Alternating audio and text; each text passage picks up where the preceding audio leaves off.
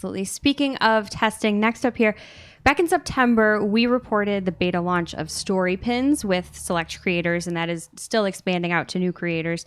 But now we are here to report that Pinterest is testing a new stories panel at the top of the feed for some users. It's sure not in mine. I don't know if you guys opened the Pinterest app today. It's the only app I use. No, I'm not to throw shade at Pinterest. They're great. No. I just don't have a reason to use Pinterest right now. I have in the past. Fair enough. So it looks, I mean, if you think about stories, it's that familiar circle, I think, that everybody is used to seeing, which indicates that there's a story. Some users, though, have spotted a more creative twist, if you will, on the circle. It kind of looks like there's a flared like hand of cards behind the icon, which is cute, I guess. If Pinterest is trying to differentiate somehow, it's fine. It's designy. I'm describing this terribly, but if you're watching us on YouTube, you can see visualizations of what I mean. It's also in the link in the Social Media Today article. But fine, right? I guess we already knew that story pins were here, and now it's just that users are actually starting to see them a little more prominently right in their feed. So I don't know, like I think SNL Mike Myers would say, Pinterest, stories, discuss, talk amongst yourselves. Any thoughts on Pinterest stories? You guys didn't roll your eyes when I brought it up? No, I just remember when we initially covered Pinterest stories about how they're different because they're permanent. They don't go away. It's just a different way to highlight your content. Like, it's good for recipes. It makes sense. You can like click through it and get the recipe.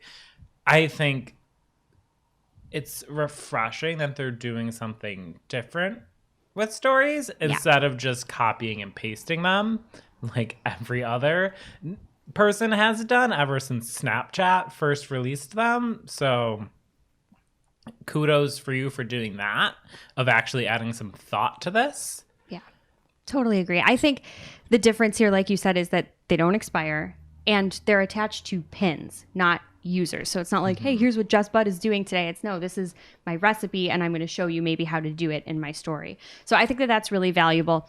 Yeah, that's cool. I guess because at the core of it, I sort of don't get it, right? Why are you going to have these pins that go to specific locations and destinations, and then on top of that, you're going to put stories on it?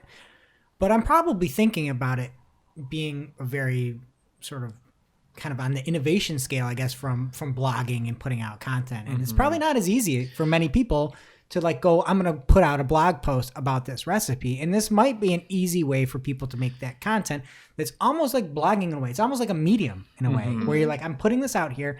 It's me and my comments on this specifically. So I take what I said back. Yeah, absolutely. And one of the other points that this is an Andrew Hutchinson original he brought up in the article was that, you know, this is a great, people are already creating stories for other platforms. This is a great way to easily just also put it on Pinterest. So you're getting that engagement and that content from creators where maybe they would have skipped you before because it's not in their mind, but this is how they're used to creating.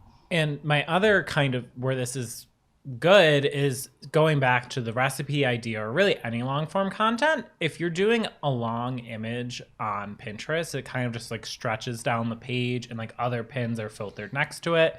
So from kind of a feed perspective, if you have a longer piece of content that's an image, it might not look great in the Pinterest feed. So it might be a better user experience to break that up into a story and have it be multiple images instead of one.